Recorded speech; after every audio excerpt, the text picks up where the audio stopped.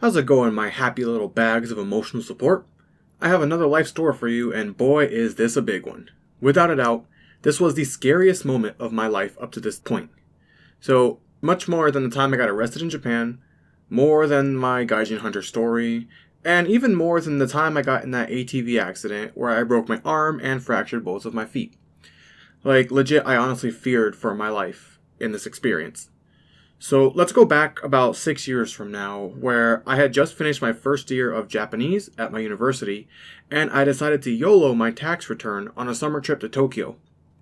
Now, I was really excited because I'm going to be living this dream that I have had for so many years. And sure enough, when I arrived, it felt like I was in heaven. This was a big moment for me. And it was amazing, well, up until I saw Tokyo's intense train system, which left me utterly clueless. So I decided to use my very limited Japanese to talk to the train staff. And my limited Japanese is a big point of this story here, so keep that in mind. And one of the things that I learned very quickly during my 6-week trip was that my Japanese that was taught in beginner textbooks, so like Genki and Yokoso, Minna no Nihongo, they're not used at all. 99% of the stuff that you learn in those books are useless. And I felt like a year was wasted, to be honest. So this is a message for those who have been studying Japanese. You kind of want to get to the intermediate level because that's where you actually learn the stuff that you're going to use in reality. Anyways, what you need to know is that my Japanese was barely on survival level.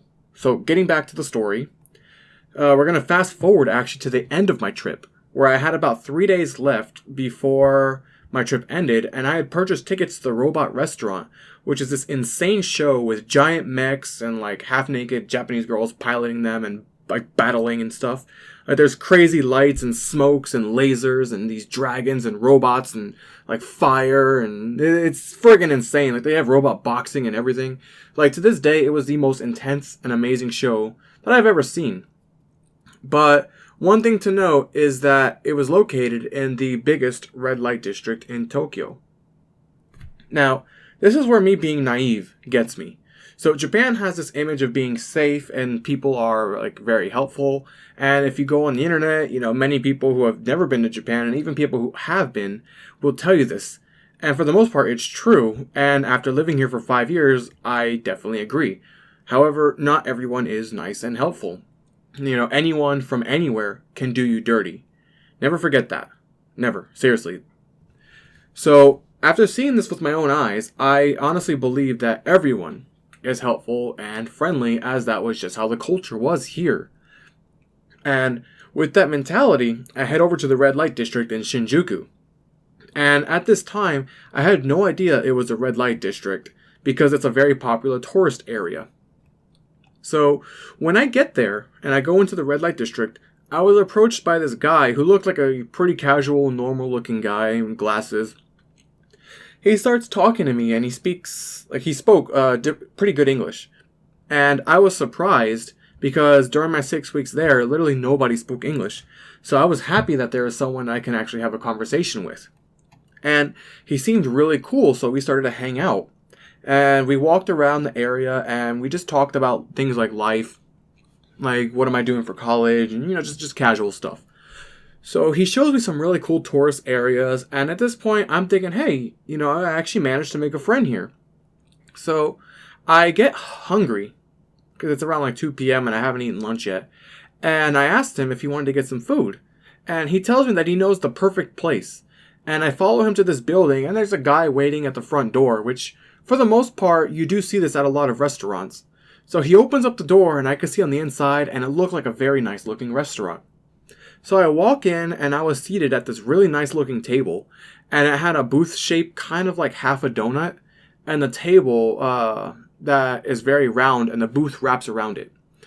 So the restaurant, again, it looked really nice. So I sit down and I start relaxing, and the guy that was hanging out with me was just chatting with the guy that was at the front door. And my Japanese wasn't really good enough to understand what they were saying, so I just, chill, just relax, and I just wait for him. And after a few seconds, I noticed that the front door guy starts patting the back of the guy that I was with. And then that guy, my so-called friend, he just leaves the building. And at that moment, I felt my heart dropped, because I knew something was not right. He just left. And then right around this time, about 8 of the hottest women that I have ever seen in my life start surrounding me. And then one of the staff says that I have to choose one. And I just sat there and I looked at them. Not because I thought they were hot, but because I knew that I just got scammed by that guy, and I'm in some building and I don't know what is about to happen. So I kind of just sit there quietly, and since I didn't choose, the girl with the best level of English decides to volunteer. And she sits next to me and she asks me if I wanted to buy her a drink.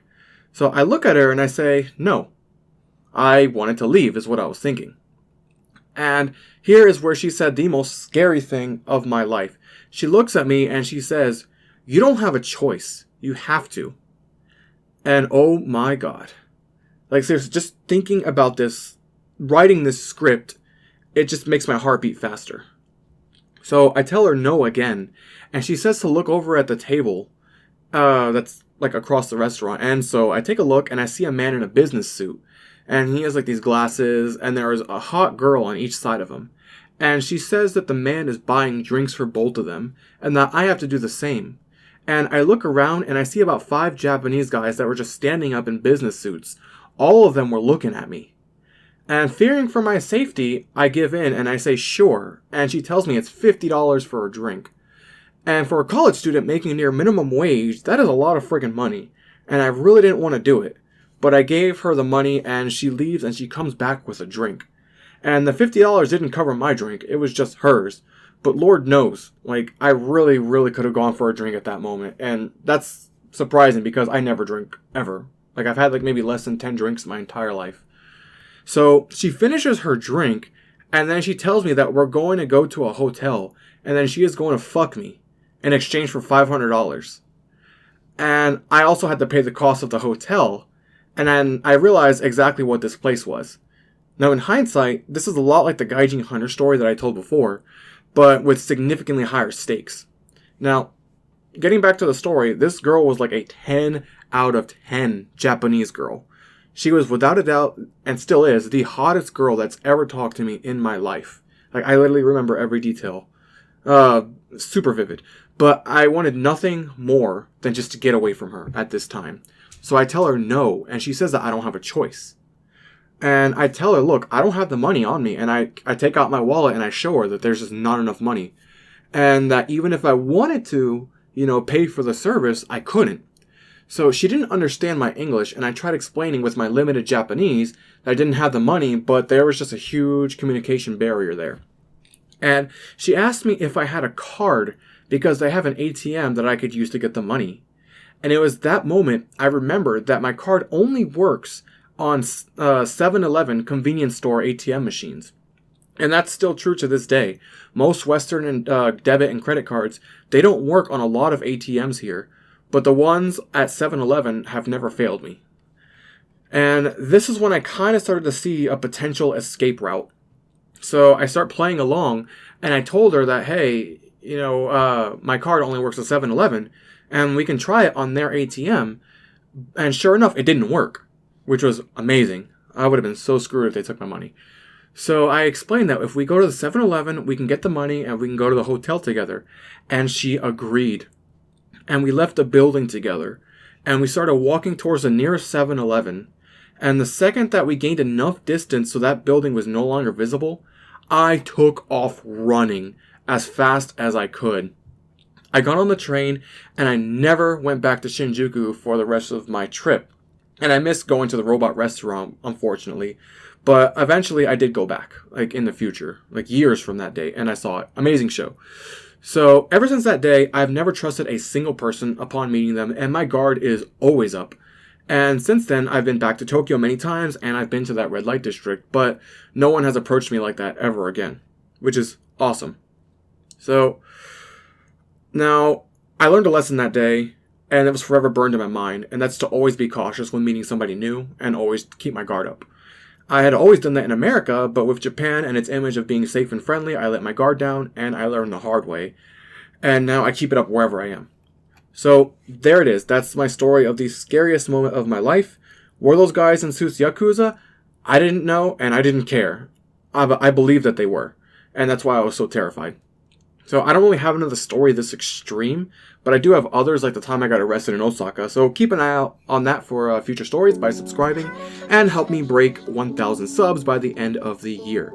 And with that said, I'm going to go play some Dance Dance Revolution, so I will see you in the next one. Take care.